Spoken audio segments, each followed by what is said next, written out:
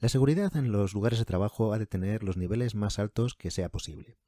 Para ello hay algunas cuestiones arquitectónicas que se deben tener en cuenta, no solamente para las personas que están trabajando en esos centros de trabajo, sino también para todos aquellos que puedan estar coyunturalmente en esos espacios o esos edificios, aunque sea de manera temporal o incluso momentánea. Bienvenidos a un nuevo episodio del podcast Entre lápices y pantallas, en el que hablamos de todo aquello relativo a los lugares de trabajo, su gestión, su diseño y los modos de trabajar. Soy Eduardo Arazola, hace ya mucho que nos conocemos y mucho tiempo también que me dedico a estas cosas, y hoy vamos a hablar precisamente de los aspectos arquitectónicos que contribuyen a la seguridad de las personas, sobre todo en lo relativo a la evacuación de esos centros de trabajo o esos lugares de trabajo. Existen múltiples normativas y dependiendo del sitio en el que te encuentres, del país, de la ciudad, de la localidad, donde sea, tendrás unas precisiones o tendrás otras. Pero todas estas normas buscan estar alrededor del sentido común y de buscar la manera en la que sea más sencillo el poder dejar un edificio completamente vacío en cualquier momento. Y no depender para ello, en la medida que sea posible, de las instalaciones o de algo que requiera de energía. ¿Por qué? Normalmente cuando se habla de una evacuación de un edificio, en general lo que se tiene en mente, lo que tiene en mente la normativa, es sobre todo un incendio, algo así como que pues de repente pasa algo en el edificio, se prende fuego a algo y hay que salir de allí corriendo pues antes de que el humo pues se ponga peor o pues de que el fuego se extienda. Puede haber otros muchos motivos por los que haya que, digamos, salir corriendo del edificio, pero el más habitual o el que se tiene en mente o sobre el que pivota toda la normativa normalmente viene siendo esa idea del incendio. Cuando hay un incendio es muy probable que haya instalaciones que dejen de funcionar, cableado que a lo mejor pues se queme o sobrecaliente y por tanto ahí se tiene que buscar que no haga falta depender de energía para que la evacuación del edificio sea lo más segura posible. De ahí que hayáis visto en tantos lugares esto de los ascensores, digan, no utilizar en caso de incendio. Bueno, hay ya ascensores que están preparados para soportar un incendio y en ese caso pues sí que se podrían llegar a utilizar si así está especificado, aunque desde luego lo más recomendable es tener siempre una salida que no dependa de la energía. Y por tanto, normalmente cuando hay un incendio hay que salir por las escaleras, ya que por muy preparado que esté el ascensor, el riesgo de que pueda haberse afectada la maquinaria, pues siempre va a ser más alto que bajar por una escalera. Por tanto, a la hora de hablar de la seguridad de un edificio, en cuanto a lo que es la evacuación, hay que tener en cuenta dos cuestiones básicas. Por un lado, el aforo, cuántas personas está previsto que vaya a haber en esos espacios, y por otro lado, en función de ese aforo, el dimensionado de los medios de evacuación, pasillos, escaleras y distancias. Son básicamente los elementos arquitectónicos que funcionan para esto. Evidentemente, si pensamos en incendios, hay luego también una cuestión de instalaciones, hay también una cuestión de extinción de esos incendios y de detección temprana también del fuego, aunque no haya personas que lo estén viendo, sino que pueda haber unos sensores, unos detectores de incendio que lo detecten, aunque sean salas vacías, de una alarma, incluso que pueda haber una extinción automática de manera temprana de ese foco en el que se haya producido el fuego. Pero puede ser que por lo que sea haya que salir del edificio, aunque sea por precaución. Entonces, ¿qué hay que tener en cuenta? Lo primero que hay que tener en cuenta, y es algo que hemos mencionado ya en algunos artículos del propio Asaedro, es que el aforo no es infinito. El aforo no es infinito, ni para los trabajadores ni para las visitas. Los edificios tienen un aforo máximo, limitado. Y esto es algo que muchas veces se desconoce. No se puede poner dentro de una oficina todos los puestos de trabajo que quepan en el dibujo, sino que hay que mantener unos ratios de ocupación. Y esos ratios de ocupación vienen marcados por el propio proyecto interior de la oficina, por una parte, y por otra parte vienen marcados por el propio edificio en el que se encuentra la oficina. Y esto ahora entenderemos por qué. A raíz de esa ocupación máxima que va a tener el edificio, se dimensionan los medios de evacuación, y esto quiere decir que se dimensionan los pasillos, se dimensionan las escaleras y se limitan las distancias, recorridos, que se tienen que hacer para poder salir a lo que llaman un espacio exterior seguro, que en cada lugar se define de una manera, pero que viene a ser el sitio en el que conceptualmente se entiende que ya estás a salvo del incendio. Del incendio o de lo que haya dentro del edificio. Bien, en estos casos, ¿qué es lo primero que se suele obviar? El aforo. Mi experiencia dice que muchas veces se quiere colocar dentro de una oficina más puestos de trabajo de los que la norma lo permite. ¿Y por qué es esto? Porque muchas veces se ignora que el aforo del local no solamente está determinado por el local en sí, sino que también está determinado por lo que pasa fuera del local, por cómo es el edificio y los medios de evacuación que tiene ya ese edificio. Si hablamos del caso más habitual en una oficina o en una clínica o en una academia, donde se instalan estos centros de trabajo dentro de un edificio que ya existe y se ocupa a lo mejor una planta, media planta, 3 plantas, lo que sea, claro, esos medios de evacuación ya están, ya existen y forman parte del proyecto del edificio, de la construcción del edificio y de esa licencia que tiene de actividad o funcionamiento o de lo que sea ese edificio. Cuando tú haces tu proyecto, evidentemente tienes que implantar la actividad de una manera que sea coherente con el espacio que vas a ocupar. Pero no solo eso, sino que estás dentro de una unidad mayor, dentro de una entidad mayor que es el edificio, y que también tiene sus requisitos y tiene sus limitaciones. Es fácil de entender si pensamos, por ejemplo, en un local y una escalera, que imagínate que estás en una oficina en una planta tercera. Y hay una escalera delante de la puerta de tu local, de tu oficina, que baja a la planta baja para que, pues por ahí puedas evacuar el exterior. Vale. Esa escalera tiene una anchura, tiene una capacidad de personas, y esa capacidad de personas está calculada cuando se construyó, está calculada para un aforo dentro del edificio. Si tú dentro de tu local, por habilidad de tu proyectista, o por habilidad propia, o porque pones mesas muy pequeñas, o porque hay mucha gente de pie, o lo que quieras, consigues meter el doble de personas de las que estaban permitidas. ¿Esto qué significa? Cuando haya una emergencia y haya que salir corriendo por esa escalera no traga. Esa escalera no puede con toda esa gente que has metido ahí de más. Es por esto que aunque dentro de tu local tu proyecto internamente cumpla con todo, también tienes que tener en cuenta lo que ocurre fuera, en qué planta estás, la anchura de los medios de evacuación, número de medios de evacuación, como pueda ser si hay escaleras adicionales de emergencia o no, y las características de cada escalera. Una escalera estará más o menos dimensionada y también el cálculo de cuántas personas pueden ocupar esa escalera en una evacuación depende mucho de si esa escalera está protegida o especialmente protegida, y para ello tiene que cumplir una serie de parámetros y bueno, en cada sitio esos parámetros pueden variar. Pero cuanto más alto sea el grado de protección de la escalera, efectivamente se considera que es válido para más personas en una evacuación, y cuanto menos grado de protección tenga, pues menos personas se considera que pueden salir corriendo por esa escalera. Del mismo modo, cuantas más escaleras haya, pues efectivamente la gente se puede repartir más en una evacuación, pero tiene que poder llegar hasta esas escaleras de una manera lógica. Y para ello se establecen esos recorridos de evacuación y el número de salidas que tiene que tener una oficina. Cuando se habla de una evacuación, hay un término que muchas veces se obvia y es cuando hay un bloqueo. Hay una hipótesis de bloqueo que normalmente te va a marcar tu propia normativa. Y, por ejemplo, quiere decir que ¿qué ocurre si el incendio se produce delante de una puerta de tu oficina? Si tu oficina tiene 2 salidas, ¿qué ocurre si el fuego está delante de una de las salidas? Evidentemente todo el mundo va a tener que salir por la otra puerta. Y esa puerta tiene que tener la capacidad de que por ahí puedan salir las personas de una manera rápida y sin tener que retroceder. Es esto que tantas veces se habla del sentido de apertura de las puertas. ¿Por qué las puertas, a partir de una cierta capacidad o un cierto caudal previsto de personas en una evacuación, tienen que abrir hacia afuera?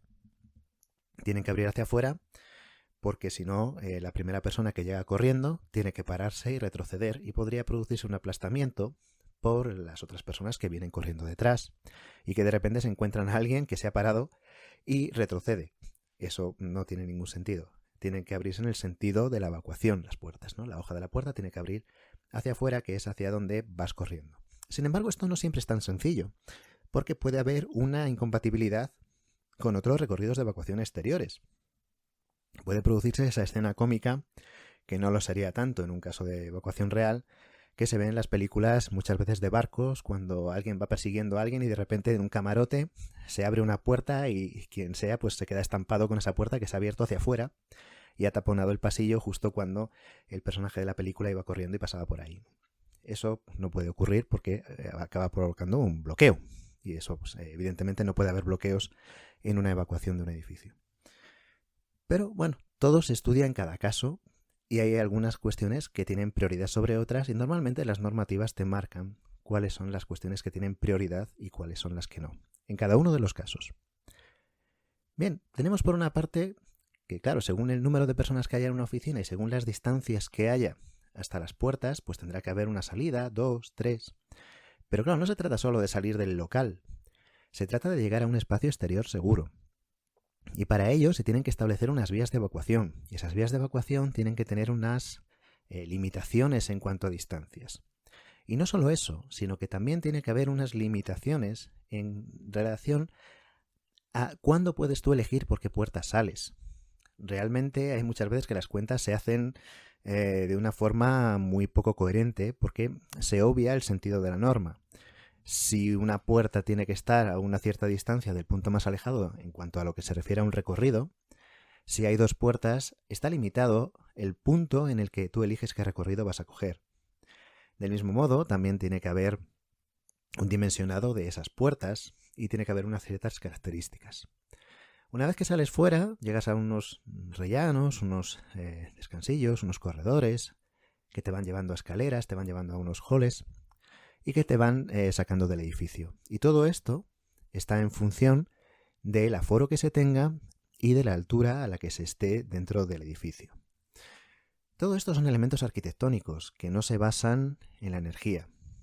Claro, en caso de una emergencia, lo que es importante es tener todo bien señalizado para que todo el mundo pueda ir siguiendo esas señales de emergencia de por dónde se sale.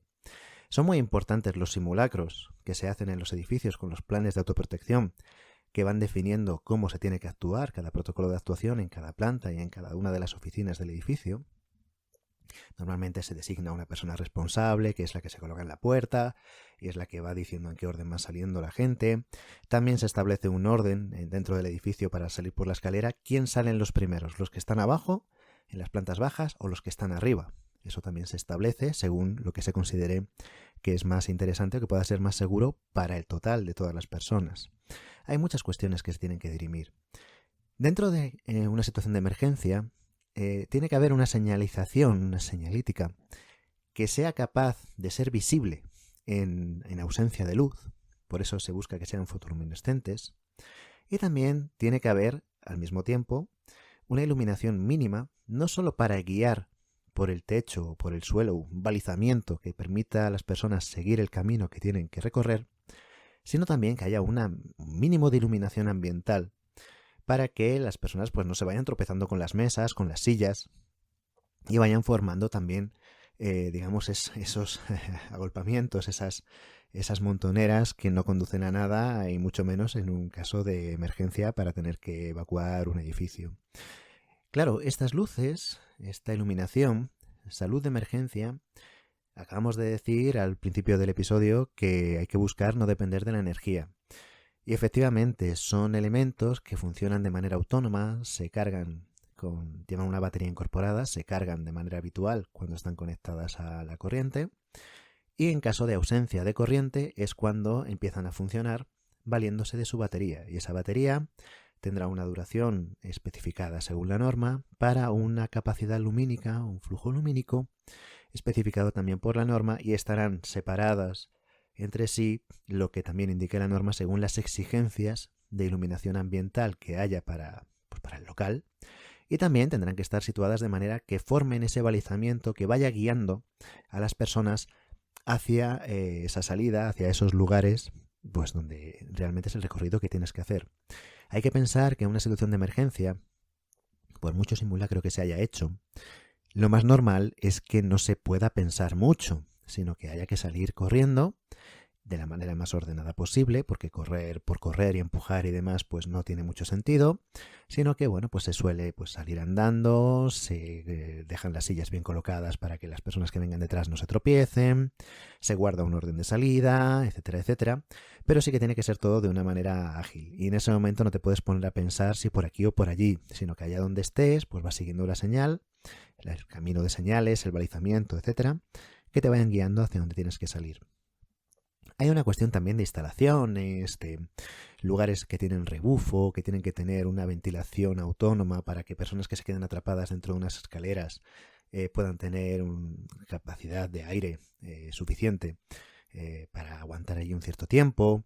Hay muchas cuestiones que se barajan en normativas, ¿no? Pero de lo que se trata es de que se quede claro que tiene que haber un sentido común y que te plantees cuando estás instalando tu oficina, primero, que no puedes meter en esa oficina a todas las personas que cupieran según un dibujo, que no por poner las mesas más pequeñas y que quepa más gente estás cumpliendo con la normativa, que aunque cumplieras con la normativa dentro de tu local, eso no implica que estés cumpliendo con la normativa en general, porque puede ser que estés sobrepasando aquello para lo que el edificio está preparado para evacuar, y que hay que intentar depender lo menos posible de algo que requiera de energía, porque ante un corte de energía no puede ser que las personas se queden allí atrapadas. Como último punto, me gustaría destacar que, claro, puede ser que en ese edificio, en ese momento, sea de manera permanente o sea de manera puntual, haya personas que no tengan la capacidad de salir corriendo. Puede haber personas que vayan en silla de ruedas, puede haber personas que vayan con muletas, puede haber personas invidentes, puede haber personas que tengan dificultades auditivas. Y todo esto tiene que estar previsto dentro de las normas de evacuación del edificio. Porque lo que no puede ser es que alguien que se encuentre en ese momento allí y que tenga una silla de ruedas, pues no tenga un medio para poder evacuar, para poder salir del edificio. Si no puede bajar escaleras, tiene que haber un medio por el que esa persona pueda salir. Y si vas con muletas o si eres invidente, tiene que haber una manera de que esas personas también puedan salir con la misma seguridad que salga el resto. Es algo que muchas veces también parece olvidarse, pero que no puede olvidarse. Todo el mundo pues, puede encontrarse en una situación así en cualquier momento. Y las emergencias normalmente no son previstas, sino que las emergencias surgen en cualquier momento, suelen ser muy inoportunas. Y para esos momentos no da tiempo a plantear nada. Lo que no esté planteado ya de antes, ahí ya va a ser muy complicado. Se tiene que tener todo previsto. De ahí que haya tanta norma que cumplir y tantas cosas que tener en cuenta, que al fin y al cabo son simplemente sentido común. Una vez más decimos, ¿para qué sirven las normas en este caso? Pues sirven para ayudarte a dimensionar. Tú puedes tener claro que a la hora de salir corriendo de tu oficina, el recorrido que tienes que hacer hasta llegar a la puerta, pues no tiene que ser muy largo.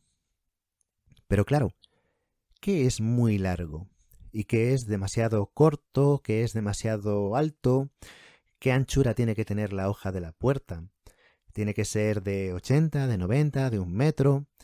¿Quién te dice eso? O sea, ¿cómo lo cuantificas? ¿Qué anchura tiene que tener el pasillo? ¿Tiene que ser de 1 metro? ¿Tiene que ser de 1,20 m? ¿Tiene que ser de 1,50 m? ¿Cuál es la altura a la que se puede colocar una cierta escalera? ¿Cómo tiene que ser los rellanos? ¿Cuánta capacidad han de tener? ¿Dónde tienes que poner las compuertas cortafuego? ¿Dónde tienes que poner las puertas que impidan el paso del incendio? Todo este tipo de cosas, que al final acaban siendo cifras y acaban siendo características que no dejan de ser cifras, para eso tienes la normativa de tu lugar que te dirá, pues si el caudal de esta puerta es de tantas personas, tiene que abrir hacia afuera, tiene que tener una estabilidad a incendio, tener una resistencia, o tiene que estar a menos de no sé cuánta distancia de la última mesa, o tiene que tener delante un espacio diáfano en el que se pueda inscribir un círculo de 1,5 m, de 1,80 m, de 2 metros, de lo que sea, en cada uno de los casos. Y para eso la norma te va ayudando a dimensionar, que es, digamos, al final la decisión que tienes que tomar. ¿Me vale con una puerta? ¿Me vale con 2? ¿Me vale con 3? Bueno, pues para eso tienes una norma que te va diciendo, pues si te queda un punto que está más alejado de no sé cuánto de la puerta, hace falta una segunda puerta. Y si no, pues una tercera. Y la puerta pues tiene que tener estas dimensiones y la hoja tiene que ser así de grande. etcétera, etcétera. Y tienes que poner una luminaria de emergencia aquí y una señal de emergencia aquí de recorrido y aquí otra que indica tal y aquí una de un pulsador y los extintores tienen que estar señalizados y las bocas de incendio, etcétera, etcétera. Para eso te sirve la norma. Y de hecho, cuando se está haciendo una implantación de un lugar de trabajo, la norma de incendios y todo lo que tenga que ver con usabilidad y evacuación es algo básico, pero realmente básico. Imagínate que en una evacuación te encuentras con un pasillo en el que hay un único escalón hacia abajo o hacia arriba. Las personas que pasen por ahí, el primero que pase, sobre todo en una situación de poca iluminación, como suele ser en una emergencia, el primero que pase se cae. Y todos los que vienen detrás, pues ya le pisan, le pasan por encima o se hace una montonera, etcétera. Entonces la norma te va a marcar que tiene que haber en cualquier sitio un mínimo a lo mejor de 2, 3, 4 peldaños, dependiendo de cada lugar, para que se vean, para que las personas no se lo traguen cuando vayan corriendo en una situación en la que no están pensando demasiado nada más que en salir de allí. O van mirando al techo para seguir las balizas que hay colocadas de iluminación, o las señales que estén colgadas del techo o puestas en las paredes. Y bueno, pues hay que facilitar que eso sea lo más natural posible y que no haya que ir haciendo cosas raras, pararse, ir hacia atrás, abrir alguna llave, no puede haber puertas que estén bloqueadas desde dentro, sino que se tiene que poder abrir la puerta, lo que se llama una cerradura antipánico, a veces son barras antipánico, para que aunque esté echada la llave por fuera, por dentro se pueda salir en caso de una emergencia, porque si no alguien que cierre la llave por fuera, pues que si pasa algo, la gente que está dentro, ¿qué pasa? No puede salir. O sea, son todo cuestiones de sentido común, pero que la normativa te ayuda a repasarlas y a decir, vale, bien, vemos que hay gente que ha pensado ya en toda una situación, a base de experiencia probablemente, ha pensado ya en toda una casuística en estas situaciones y me va diciendo los puntos en los que tengo que tener cuidado. Por lo tanto, pues hoy, como en tantos otros episodios, de lo que se trata es de dar el mensaje de que cuando se habla de la seguridad por evacuación de un edificio, no se trata de una cuestión tampoco de instalaciones, sino que es algo muy, muy arquitectónico y de algo perfectamente en cuanto a términos de energía pasivo, porque no debe consumir, no se debe depender de la energía para poder evacuar un edificio en cualquier situación. Espero que os haya resultado un episodio interesante y como siempre espero vuestros comentarios y que nos escuchemos en el próximo programa. Hasta luego.